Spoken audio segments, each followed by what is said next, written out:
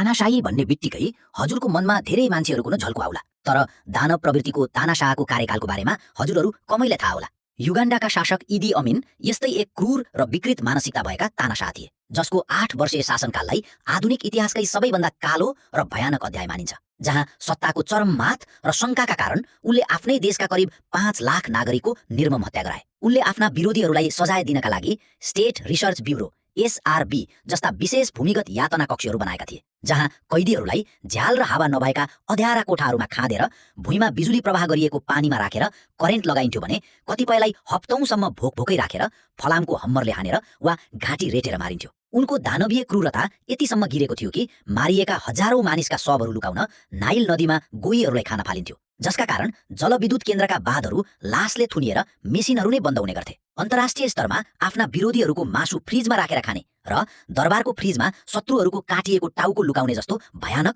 र विकृत आरोप लागेका अमिनले 60,000 एसियालीहरूलाई केवल 90 दिनको समय दिएर देश निकाला गर्दै युगान्डाको अर्थतन्त्रलाई पूर्ण रूपमा ध्वस्त पारेका अमिनको यो आतंकको साम्राज्य अन्ततः सन् 1979 मा तान्जानियासँगको युद्धमा पराजित भएपछि समाप्त भयो र उनी भागेर साउदी अरबमा आजीवन निर्वासनमा बस्न बाध्य भए।